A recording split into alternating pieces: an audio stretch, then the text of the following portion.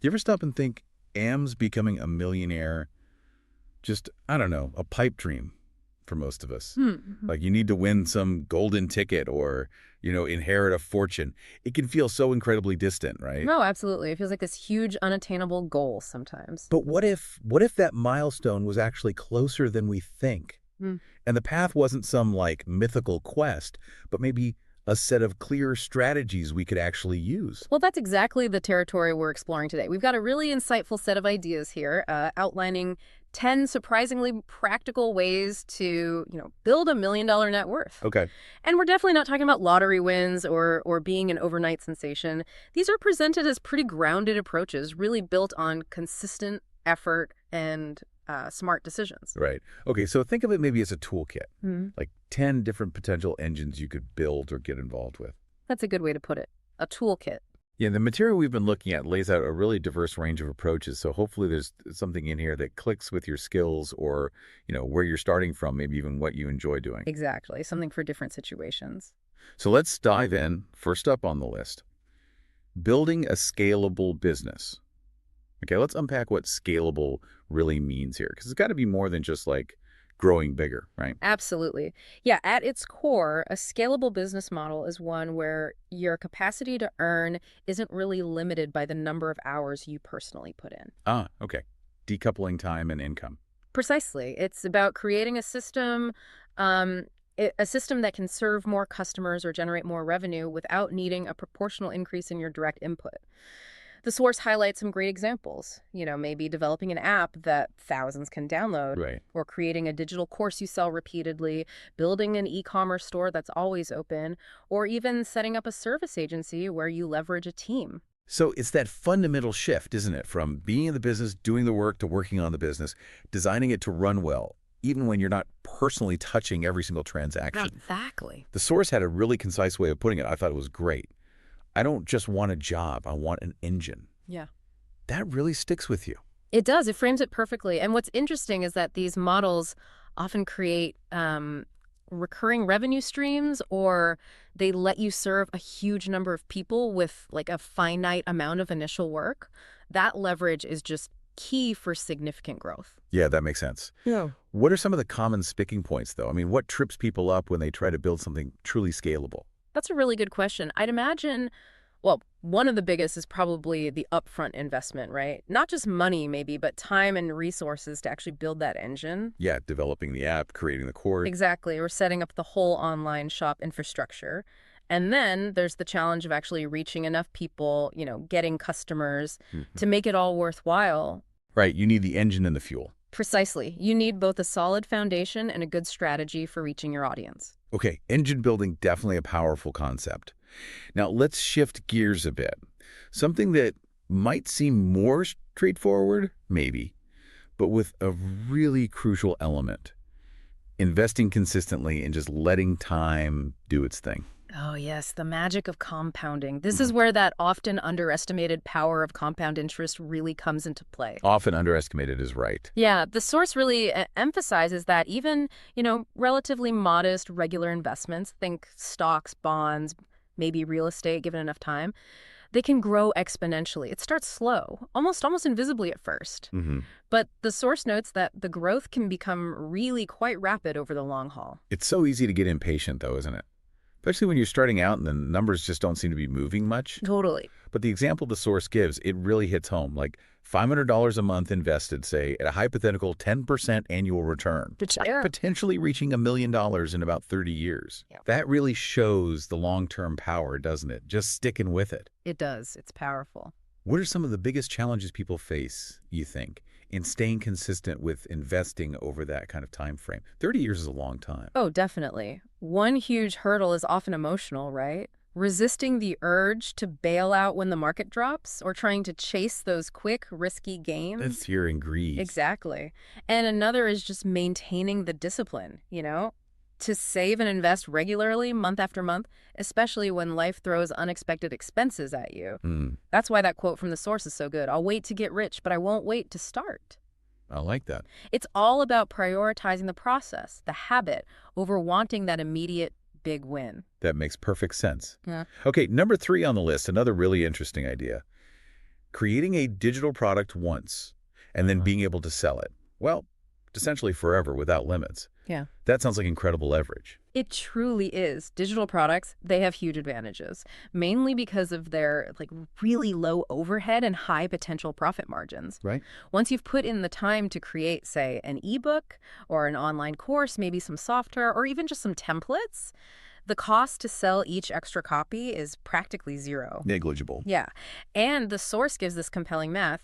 Sell 20,000 units of something digital at $50 each, and bam, you're at that $1 million mark. Wow.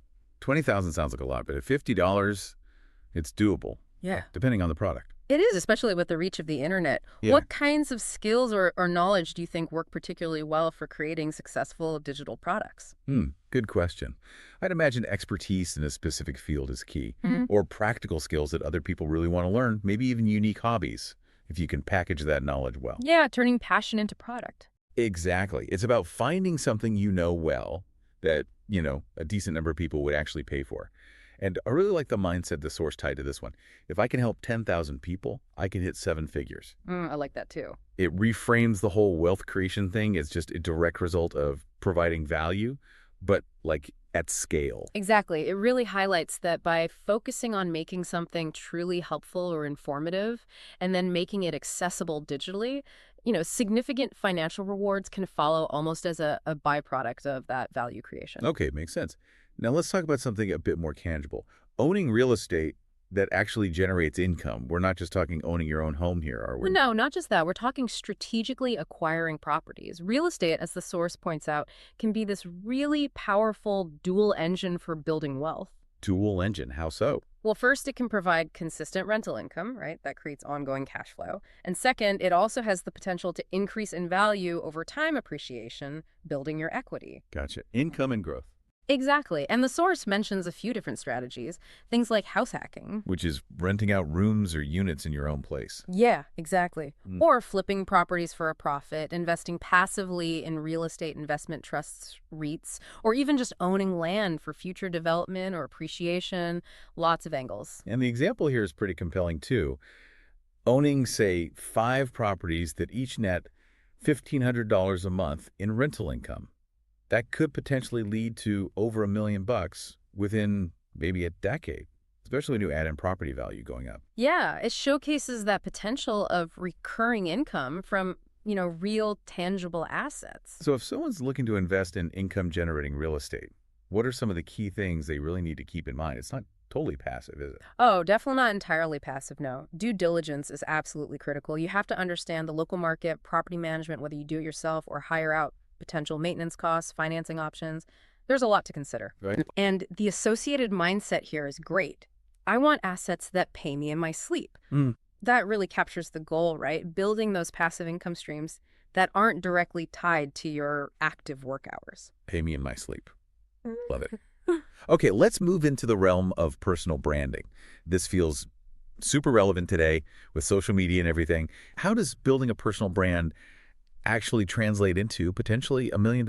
Yeah, it's huge now. In this digital age, your unique skills, your personal story, even just your passions, they can all be leveraged to build a really dedicated audience. Okay, so you build the audience first. Right. And once you've cultivated that community, it becomes this incredibly valuable asset that you can monetize in all sorts of ways. The source mentions things like attracting advertising and sponsorships, selling your own products, whether digital or physical, offering specialized consulting services, or even creating exclusive content for paying subscribers. Many options. So what are some of the first steps someone might take if they want to start building their own personal brand? Where do you even begin? I think it starts with really identifying your unique value proposition. Yeah. What makes you you? What makes you stand out? Finding your niche, maybe? Kind of, yeah. Then it's about consistently creating genuinely valuable content and actually engaging with your target audience on the platforms where they hang out. Right, being present and authentic. And the example of having, say, 100,000 followers, potentially leading to 6 or even 7 figures, that really underscores the value of having that engaged community, doesn't it? It really does. It's about building trust and connection first, and then the monetization can follow. And the mindset tied to this. Oh, yeah, the mindset. My story has value. I just have to share it. That's fundamental, isn't it? recognizing the potential in your own experiences and expertise, and then finding authentic ways to connect with and serve other people. Yeah, powerful stuff. Now, this next one sounds almost like being like a silent partner in innovation. Weird. Licensing or inventing something. It feels a bit different from the others. It is quite a unique approach, yeah. It focuses on creating intellectual property, maybe a novel solution to a common problem, a distinctive design, a piece of useful software, and then you grant others the legal rights to manufacture it or use it or sell it in exchange for royalties or licensing fees. So you create it once, and then others pay to use it. It essentially, yes. The source emphasizes that if you can identify a genuine market need and develop something that effectively meets that need, then companies and individuals will often be willing to pay for the right to use your creation. Can you think of some examples, like everyday things that might be based on licensed inventions? We probably use them all the time without realizing. Oh, absolutely. Think about specific features in software we use daily, Oh. or unique designs of consumer products, maybe a particular type of closure on a container, or even patented technologies used inside complex things like cars or electronics. It's everywhere. Right, so it's really about the ownership of the idea, isn't it? And the potential for that passive income stream rather than the constant effort of making and selling something yourself. Exactly. The mindset here is spot on. I don't need to sell it forever. I just need to own it. Own the asset. Precisely. It's about creating an asset that can generate income without requiring your ongoing direct involvement in the sales or the production side of things. Okay, let's pivot to a more service-oriented path. This one feels like a natural progression for a lot of people. Starting as a freelancer, then building a full-fledged agency, and maybe even growing into a larger enterprise. Yeah, this is a really well-trodden path and often a very successful one. It typically starts with developing a high-demand skill, think graphic design, content writing, web development, digital marketing, something like that. The skills people need? Exactly. And offering those services to clients on a freelance basis. Then, as your reputation grows and, demand for your services increases, the key step is to scale by bringing on other skilled people. Ah, the transition. Yeah, effectively transforming your solo gig into an agency that can handle a much larger volume of clients and projects. What are some of the key challenges there? Making that leap from freelancer to agency owner. That sounds like a big shift. It is. I'd say one of the biggest shifts is definitely moving from doing all the work yourself to managing and leading a team. Different skill set. Totally different. It involves not just finding and hiring talented people, but also developing processes, systems, to ensure consistent quality and keep clients happy. Right. You can't just wing it anymore. The example of charging, say, $5,000 per client, getting 20 clients, and then scaling up by hiring, it really illustrates that growth potential. It does. But the mindset here is absolutely critical. If I'm booked out, I need to hire, not burn out. Oh, that's a huge one. So many freelancers hit that wall. Absolutely. Recognizing the limits of your own time and understanding that strategic delegation is just essential for expansion. Wow. That's what defines moving beyond that freelance stage successfully. Okay, delegation is key. Now let's talk about the power of focus. The source mentions that the riches are in the niches. What does it really mean to, dominate a niche market? It's essentially about identifying a specific, often kind of overlooked or underserved group of people who share a particular need or interest, Okay. and then becoming the absolute go-to provider of solutions just for them. The source gives a range of examples, maybe pet owners with very specific dietary needs for their animals, or real estate agents specializing only in, say, historic homes, educators focusing on a particular learning style, or even readers who are only interested in a very specific, narrow genre of books. So getting really specific. Super specific. By concentrating your efforts like that, you can often achieve a much greater impact and build way stronger loyalty within that defined community. What do you think are the advantages of focusing on a niche versus trying to appeal to absolutely everyone? Well, I'd imagine it lets you tailor everything, your products, your services, your marketing, much more precisely to what that group actually wants and needs, right? Exactly. Which should lead to more effective communication and probably stronger customer relationships because they feel like you really get them. That's it.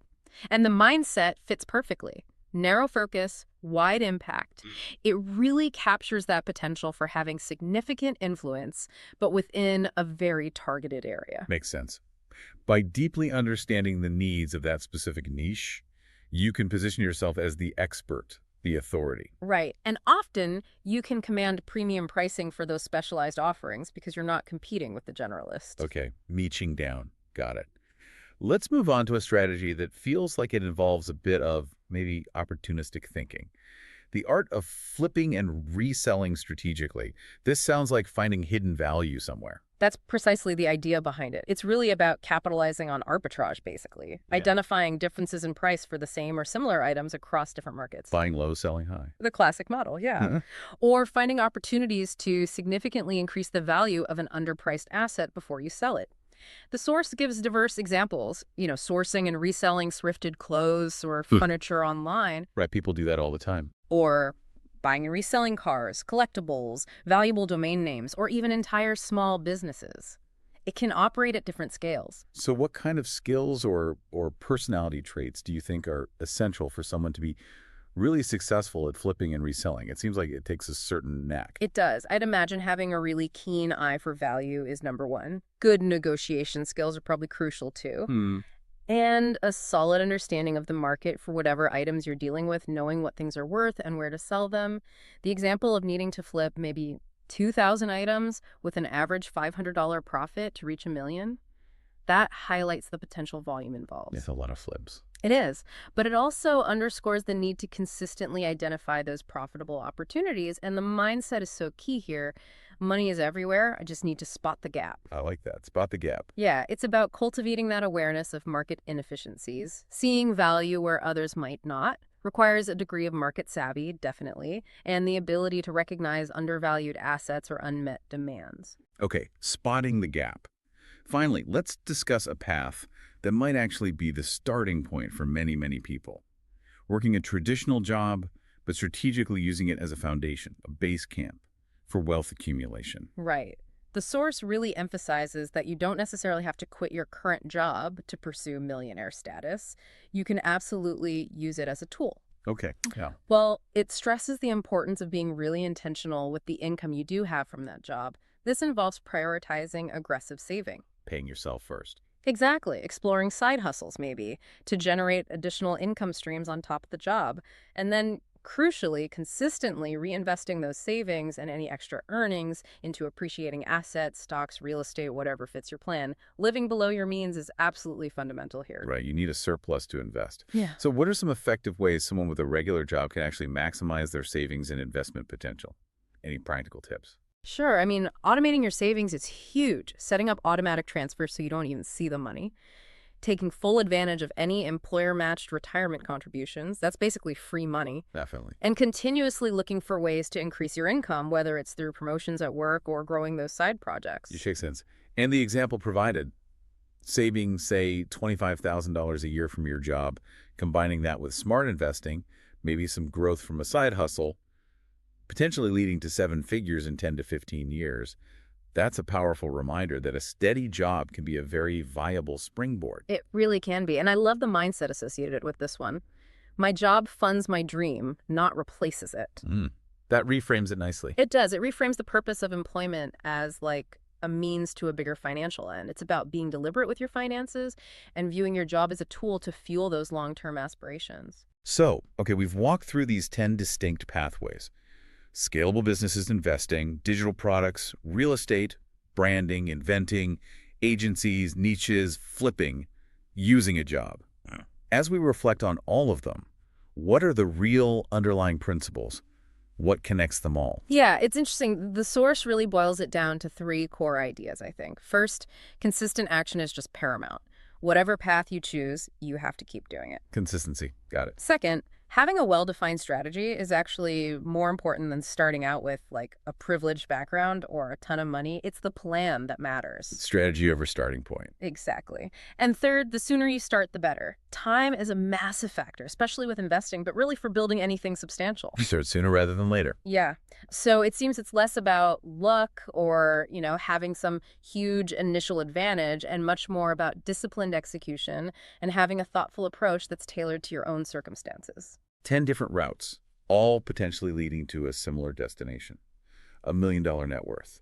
whether it's building that scalable tech business or strategically investing in property or leveraging digital products or even just really smartly using a traditional job as your launching pad. Mm-hmm. It seems like becoming a millionaire based on this is less about hitting some improbable jackpot and much more about consciously choosing your engine or your pathway and then consistently fueling it over time. Exactly. And as we've touched on, each of these strategies often comes with its own kind of empowering mindset snippet, right? Which really highlights the importance of adopting a proactive, growth-oriented perspective, regardless of which specific path you might choose to explore. Right, those little mindset quotes were powerful. So as you've been listening to this, maybe take a moment to consider which of these engines, which of these 10 pathways resonates most strongly with you, with your current skills, maybe your interests, your available resources right now. Good question to ponder. And maybe think about this. What's one small, concrete step, something really realistic that you could take, maybe even today, to begin building that particular engine? Or even just to start adopting one of these million-dollar mindsets we talked about. That first step is often the hardest, but the most important. Exactly, that initial action, that first spark of real intention, that could be the very beginning of your own deep dive into building lasting financial security and, yeah, maybe even significant wealth down the road.